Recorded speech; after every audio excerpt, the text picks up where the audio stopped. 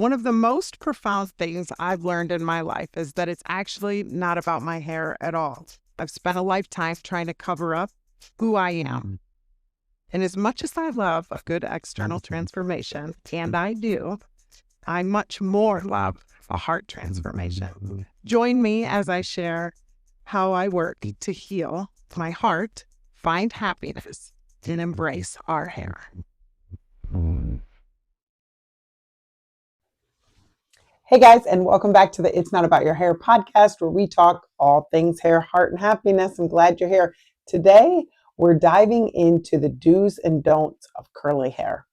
You know, I think that this is a topic that I haven't really dove into because it's so controversial. And are there actually do's and don'ts? And if you followed along with me at all, I try not to make such hard lines. For me, I look at myself as a coach versus necessarily a teacher, or I look at myself like a guide. So the difference between someone who's teaching or coaching, a teacher is just giving you all the knowledge and then you have to do exactly what they do. A coach is finding your unique skill set and bringing that out with their knowledge, the same as a guide. So a guide is taking you somewhere you've never been, perhaps, but trusting that you have the ability to go there, right? So when I'm approaching a new client, and I'm going to take this maybe in two different ways. So leaning into a client experience versus an online experience. So a client experience is someone who's experiencing me one-on-one. I'm getting my hands in their hair. We're journeying together. It's more intimate, right? I actually am getting to know them. And so the do's and don'ts might be a little bit more in the lens of teacher, because I can experience that texture of their hair together. And we're going to have dialogue back and forth that I'm going to understand their hair, and they're going to be able to give me feedback about what is going on with their hair, what they're liking, what they're not liking, versus a consumer, which is me speaking to you through the podcast, through my social channels, where I don't really know your hair. I know an umbrella of curly hair, but I don't know you specifically. So I'm talking in blanket statements. And a lot of times why I'm like, it's not right or wrong. There's good, better, best, or these are some of the ways that I approach hair, but I'm also open to the idea that there are millions of ways to get great curly hair. But if you like me and what you see, I do have some best practices, some favorite products, some techniques that I think really work, and some definite things I think don't work. So let's start with the do's and don'ts when it comes to curly hair cutting. And this has been an evolving thing for me. So when I started in the hair industry, I hated my curly hair. In fact, I had shaved my head. I had very short hair all through high school and beauty school, because I didn't understand my hair. And the last thing I wanted was big hair. And so all that I did, like literally shaved half of my hair, thinned my hair out, was always trying to make my hair smaller. And in the world, so I graduated beauty school in 98. And that time, that was still the approach to curly hair: literally shave the underneath or thin the heck out of it. And thinning the hair, as we talked about on a previous episode, you guys, is actually the absolute worst thing you can do to curly hair. And I will stand behind that a million times. If you, this is one of the biggest do nots. If you have curly hair and your intention is to wear your hair as curly as possible, you are not trying to have something that's thinner on the ends. You really want to see what your curls are capable of. For me, and I talked about this in a previous episode, but curly hair lives in clumps. Uh, Straight hair lives in sheets. So we want those clumps to stay together. So we don't want to cut out big sections, especially with a thinning shear. So a thinning shear, I shared this before, but if you're watching, I'm using the example of my hand. If I thin out hair, I'm going to thin out the bottom, leaving little bits of that curl clump while leaving the density of that curl clump at the top, which actually in turn makes the hair thinner on the ends, but thicker, poofier, frizzier, all the things at the base. if you are, after that episode, I got a lot of questions. What about slide cutting? So, slide cutting, here's the visual. I hope you're tuning in with a visual. So, Spotify or YouTube, you can see this. This might be an episode you want to watch. But slide cutting, if this is a curl clump, we're going in and we're taking a big slice out of that hair like that. Slide cutting has a time and place, again, especially if I want to manipulate that curve of the hair. I'm going to go in and slide cut through that. Maybe either to encourage a curl by taking a slice out, so now I can maximize that S wave, or to create a more sculpted or molded shag or something like that. And again, I think that works with less curly hair. The curlier the hair, the less you're going to want to cut into that. So if you're looking at me, I always want to see the same density on my curls from root to end. That doesn't mean that my hair is all one length. I have many layers, but each of my curls ends at a blunt shape, trying to create the most density from root to end on each curl. That's going to give my curls the most opportunity to stay together, less frizz, more definition, and more longevity. Okay. If you are a wavier girl and you're looking to, like I said before, create a shag, or you want to move through texture where you're creating more of a lived in or a kind of wavy, swavy shape, using a razor is going to be a great way to approach that particular shape. But I'm going to stick behind my personal professional opinion here, is that we never thin out curly hair you want to wear curly. There is a time and a place. So back in the day, when I used to wear my hair straight all of the time, thinning my hair out was a no brainer, because I wanted to have more of that soft, broken, fringy end. I wanted to create, there's a time now. So now think about this. If my hair is in this clump and I want my hair to be thinner or have more volume and less volume at the end, because I want to create a round, fuller blowout with a fringier end, thinning those ends out on hair like mine is absolutely what you would want to do with a shape that you want to wear straight and kind of fringy. I always go back to Jennifer Aniston from the Friends time, you know, that kind of shape. And it worked really well for my hair. But what my hair couldn't do is both well. And I think that's important to remember, because I think we often think that, can you wear a curly haircut straight and curly? You can, but it's going to look better one way or the other. For me, I now focus on curly hair. So if you want a hairstyle that you're going to thin out, you would not see a curly hair specialist. You would see a regular specialist and then pray to the hair gods that your hair curls look good.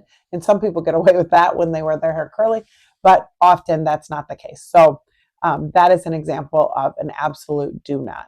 I also think do not razor super curly hair like mine. So the curlier the texture, the rougher the surface texture, the less likely I'm going to go in with that razor, because my hair already, if you feel it or look at it up close, has a rough or woolly surface texture. So when I go through and razor that, even with a really sharp razor, it's splitting that hair a little bit, and it's going to create a lot more of these, I call them jazz hands, but where the ends of the hair kind of fray. And again, that's just not exceptional experience for someone with really curly hair.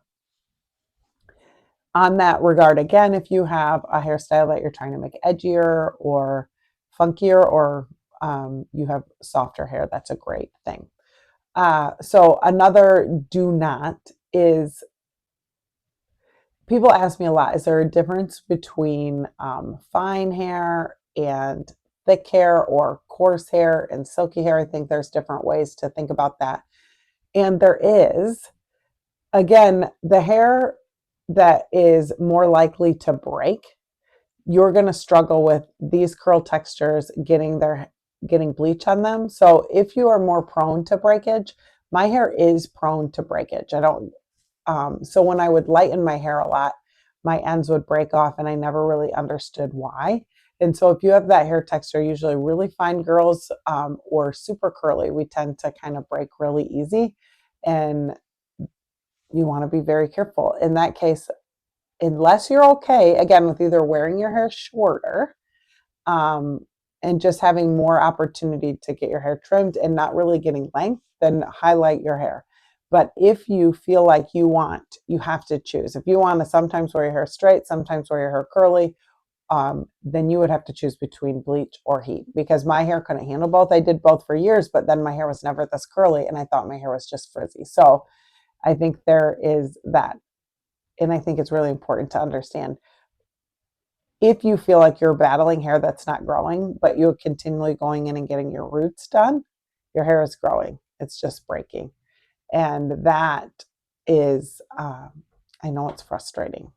And I have a lot of clients frustrated about that. It's actually why I got out of coloring hair, because I feel like it's such a long conversation that a lot of people are like, well, everyone colors hair, and they do.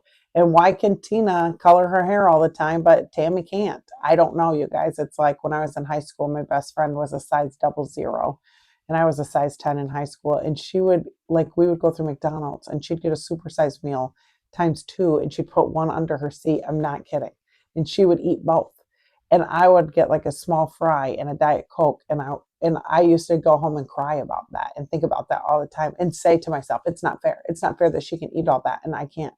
Well, that's the real world. And I know you don't want to hear it, honey. Some of you can do all that stuff to your hair and get away with it. But the majority of you that I'm talking to are the ones that are experiencing these things and feeling frustrated. What's another do? Do you need to use deep conditioners on your curly hair? Hot topic. Let's talk about it really quick. A couple of things. So for me, I use all Innocence Organic Beauty products. That's where I'm at in my life right now. I feel like ease of having a product line that I love, that's clean, that does what it needs to do. There's a difference between hydration and moisture. So moisture is water, hydration is water, moisture is the vessel that's holding that to the hair. So a deep conditioner a lot of times is going to help you to hold the water to your hair. It's intended for people who have already healthy hair, but maybe hair like mine that doesn't hold on to water. It gets wet, but it immediately gets dry. Like you feel like you could get out of the shower and you'd have to start adding water to it again. That's when a deep conditioner is really going to go in, and it's going to help soften that cuticle. It's going to help the hair hold on to water. I love hydrating hair mask. I use that in my routine.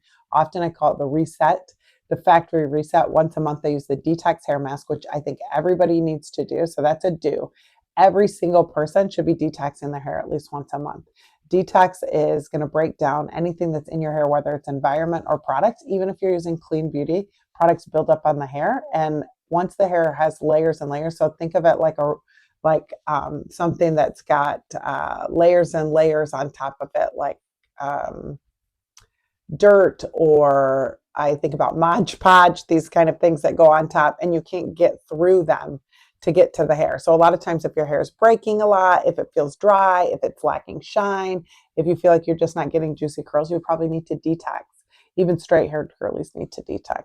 And then for me, detox, and then I cleanse my hair with a hair bath.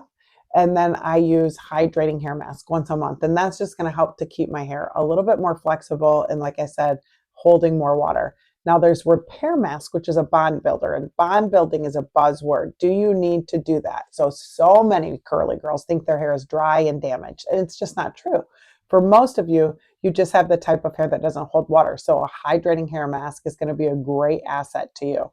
Some of you who are doing the bleach and heat damage, those bond builders are really important. But a lot of times the bond builders that are on the market, I'm not going to name their names, are coating the hair the same. So you're ending up with fixing one problem. It's like when you take a medicine for cholesterol that gives you a different side effect. You probably should have just figured out what you shouldn't be eating so that you don't have that. Does that make sense? So I feel like a lot of times with bond builders, they are fixing one problem, but then they're giving you another one. Well, I will say that the one that I love, Intersense, just came out with the repair mask, and it's a natural bond builder. And what happens is that you can't really actually fix split ends. Let's be honest. Once that starts splitting, but what you can do, those think about split ends like cracked ice. So once the ice begins to crack, if you keep walking on it, it's going to eventually crack and the ice is going to crumble. You're going to fall through. It's the same with hair. So once those ends have split, what's going to happen is that the more damage we do to them, the further up that splits. And that's where we end up with breakage, thinning hair, all these things. So a bond builder, will reduce the appearance of split ends, but what it actually does is it begins to fortify and strengthen the rest of the hair so that you're not getting as much of that breakage. And that's really going to be for your uh, color treated, bleach style, heat styled girlies. And that's when you're going to use that. So do detox monthly. Do pick a treatment mask that you can use. I would say using a bond builder is something you're going to do more often in the beginning as you're repairing your hair, and then you'll pull back on it and not have to use it as much as you begin to strengthen that hair shaft. And the hydrating hair mask, that's going to be something that you're going to use monthly again. But I want you to really understand that curly hair, most of my curly clients, the first time I see them, this is the difference between online and in person again, is that I would say a high 90% of new clients think their hair is dry, because curly hair is always, it's open, full of potholes, so it's always losing hydration and looking for hydration. And if we don't properly seal the hair, or it's coated, so I had a new client last week that talked about when I first started doing her, she was doing all these products that are heavy moisture products, heavy creams, heavy oils, and her hair actually had a barrier on it, you guys, so water wasn't getting in. And her, even though she was using products that said hydrating or all this, it was actually depleting her hair of moisture, and she was becoming drier and drier and drier. But her actual hair wasn't dry at all. Once we detoxed it and allowed the water to flood back in, her hair was just fine. So I would encourage you to start with the detox. And detox is different than clarifying.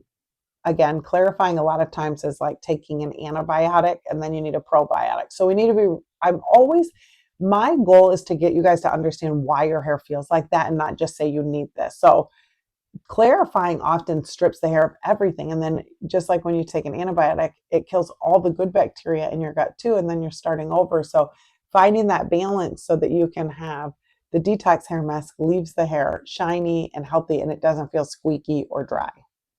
So do pick a treatment.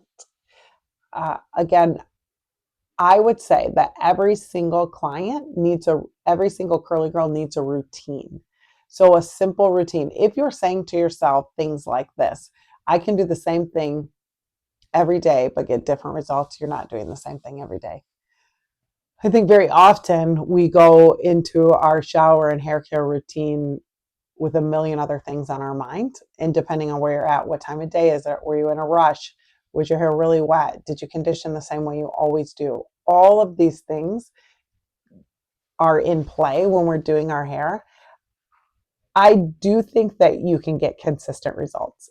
I know a routine that I can lean for every time if my application is right, if my hair is hydrated, that I know I'm going to get consistent results. A lot of times, inconsistency comes with not getting product on every curl. Maybe your hair needed to be detoxed. Maybe you air dried versus diffusing. Maybe you were outside more of that day. I think there's so many things, but if you have a consistent routine that you understand why you apply what product, which is also very important, and I have a training for that, filler sealers and creating a cast that lasts, it's free, where I kind of talk about why we reach for certain products. Because again, if you are online and I've never met you in person, it's very hard for me. Many of you message me hundreds of messages. What should I use for my hair? And I shy away from that exact answer because I haven't felt your hair.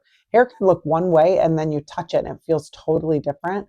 So it's important to me that I don't make these statements to you guys that, oh, if you use this, you'll love it. So what I would more recommend is that you look at clients, listen to these consultations that I post on my social medias, these before and afters. Listen to what the client's saying about their hair. Listen to what I'm saying about it. If these things are what you're dealing with, try that routine. Or again, on the curly hair tracker, I have some routines that I think really work. Or again, if you go up to the highlight tabs on my Instagram, I have a thing called my favorites in the top part. And that's going to tell you routines that I think consistently work. But I do shy away from saying you should use this and this and this, because I don't know what you're looking for. I don't know where you're starting with, and I don't know what kind of longevity you want. But most everybody needs to cleanse, condition, have a treatment that they do at least once a month. And most everybody needs a filler and a sealer, at least one of each, if not multiple. I'm a multiple girly. Multiple is going to help you to get the products that you need to hold the water and seal the water in. And do, I'm going to give this one, do diffuse your hair always. So can you air dry? I get that question a lot. Absolutely. But air drying is never going to give you volume. So the people that are asking if they can air dry always are the people who also want volume. So when you air dry, your hair dries the way that it looks. So if you have the curls the way I want you to have them, when you set them, they're going to be big and juicy and wet, which means they're going to be laying on your head. So if you air dry and you're just inside in the elements, controlled environment element, that hair is going to dry flat and you'll never be able to get that volume back. If you go outside and your hair is wet, you're probably never going to be able to fully get the hair casted. In fact, I know it won't. If it's humid outside and you go outside with wet hair, the cuticle already begins to swell, so you're never going to get that cast and you're never going to get that longevity. So do find a diffuser that's really good. I have 3 I recommend. The Dyson is the higher ticket item, the Shark, and the Lathan. All are linked in my bio on my Instagram or Facebook. I think that it's really important to have a good diffuser, because a bad diffuser, don't use a bad diffuser.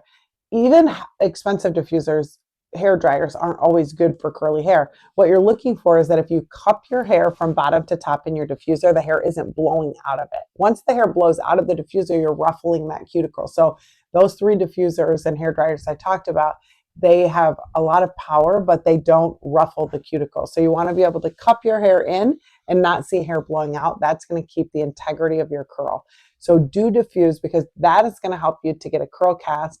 And here's the other one, do diffuse 100% of the way. So if your curls don't dry 100%, at 90%, you still haven't fully gotten there. I always say that the most important time in a curl's life is the moment in between wet and dry. Once the hair is dry, I can touch it a ton, just like if you're watching right now. I can go through and touch my hair. What I can't do is rake it. So raking is when you rake through your hair when it's dry. It's going to break up those curl clumps that we worked so hard to get. So we always want to just milk it only to keep those clumps together. So do diffuse 100%. Do not rake it. Milk it only. And these are very, very important. Oh, and the last one, and then we're going to be done with this episode, is do condition your hair. I have a lot of people that shampoo only and they say conditioner weighs their hair down, or they condition only because they say shampoo dries their hair out. Both. You need both. You need both. You need to cleanse your hair and you need to condition your hair. My current favorites are Scalp Renew Hair Bath and Conditioner by Innersense. I also love the Color Awakening. I love all the Innersense shampoos and conditioners, and it's hard to, again, take that free training of mine. I'll tell you why. But depending on what you reach for, but 90% of you don't need hydrating. You all think you do, but you don't. You do need to cleanse your hair, because that's going to remove the dirt and debris, and you need to condition it to soften that cuticle and hold it down. If you're afraid of it weighing your hair down, go with a lighter conditioner like the Pure Harmony, but you need both, okay? I hope that this was an informative conversation for you today and you learned a little bit more about your curls. I'm here as your guide, like I said, your coach. How can I help you to understand your curls better so that you're frustrated less and going about your business a lot more? That's my goal. If this helped you, share it with a curl friend, and I'm so glad that you're here. And come back next week where we talk about something else.